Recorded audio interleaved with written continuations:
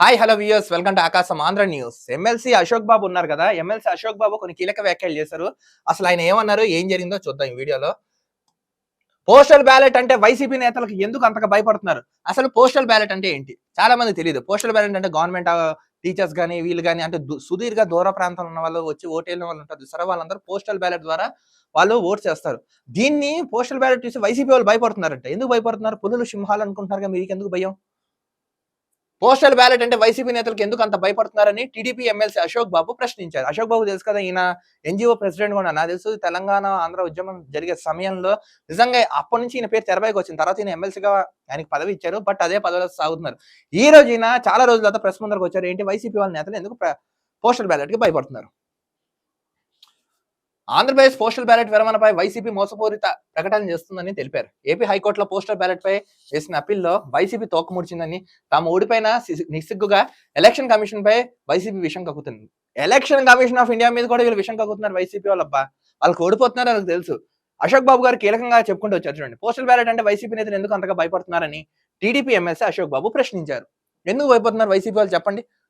మీరు ఓకే, మీ కాన్ఫిడెంట్ లో మీరు ఉన్నారు, పదే పదే ఎందుకు చెప్తున్నారు? కేంద్ర ఎన్నికల కమిషన్ ఇచ్చిన విరమణ యథాతథంగా ప్రకటించిన రాష్ట్ర ఎన్నికల అధికారి చర్యలపై తప్పుడు కేసు పెట్టారన్నారు.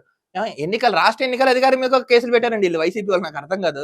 పాములు పట్టేవాడు పాము పట్టుకే పోయినట్టు వీళ్ళు ఏంటో వింత ప్రవర్తన చేస్తున్నారు. హైకోర్టులో వారి వాదనలు విన్న వైసీపీ వెనక్కి తీసుకుందని అశోక్ బాబు తెలిపారు. మొత్తానికి ఏంటంటే వైసీపీ వాళ్ళు భయపడుతున్నారు. మొత్తానికి వీళ్ళు ఒక జంకుతనం భయంతనం అయితే మనకి క్లియర్ గా స్పష్టంగా తెలిసింది.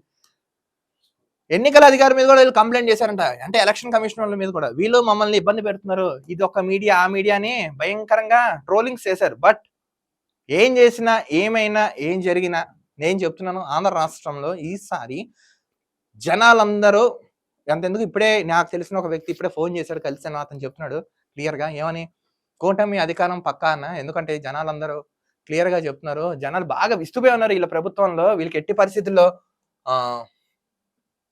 ఇవ్వకూడదని జనాలు ఎలా చెప్తున్నారు, కొంతమంది నాకు చెప్పారు. అంటే జనాలు చూడండి, రిజల్ట్ కోసం అంతలా వెయిట్ చేస్తున్నారు.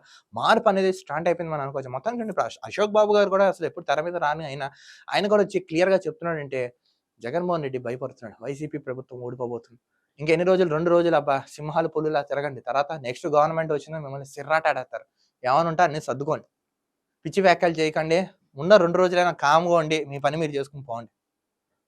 మొత్తానికి ఏంటంటే ఎమ్మెల్సీ అశోక్ బాబు గారు కొన్ని కీలకమైన కామెంట్స్ చేశారు. ఇది పరిస్థితి అని చూద్దాం. మనకి అవన్నీ తెలియాలంటే June 4 వరకు ఆగాల్సిందే. నేను చెప్తున్నాను ఫైనల్ గా చిన్నగా, ఈసారి ఆంధ్ర రాష్ట్రంలో టీడీపీకి కూటమికి వచ్చేది ఒక 120 స్థానాలు ప్లస్ అయితే వస్తాయితే నేను అనుకుంటున్నాను. Let's wait and see what will happen. మరో వీడియో తగలుద్దాం. అంతవరకు చూస్తున్నాండి Aakasam Andhra news. This is Dilip.